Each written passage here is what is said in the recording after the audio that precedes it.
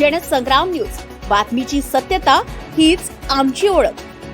प्रकल्पग्रस्तांच्या प्रश्नांना सभागृहामध्ये वाचा. आमदार दादाराव केचे यांचा आर्वीत भव्य सत. विधान परिषद आमदार दादाराव केचे यांनी सभागृहात लक्षवेधी सूचनेद्वारे प्रकल्पग्रस्तांच्या अनेक वर्षांपासून प्रलंबित असलेल्या गंभीर समस्यांना वाचा फोडल्या.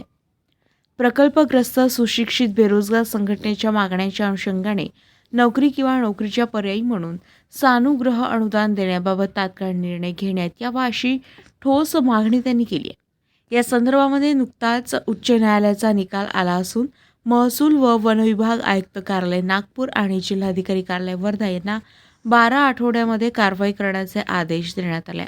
तसेच पुनर्वसन क्षेत्रातील नागरी सुविधा, रस्ते, नाल्या दुरुस्तीसाठी 35 कोटी रुपयांचा निधी मंजूर करण्याची मागणी ही लक्षवेधीद्वारे मांडण्यात आली. यावर उत्तर देताना जलसंपदा मंत्री गिरीश महाजन यांनी येत्या 15 दिवसात प्रकल्पग्रस्तांशी बैठक घेऊन समस्या निकाली काढण्याचं आश्वासन दिले.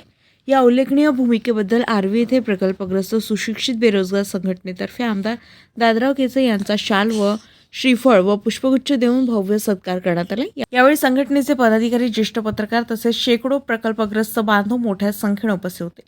सुहास ठाकरे, जनसंग्राम न्यूज, आर्वी.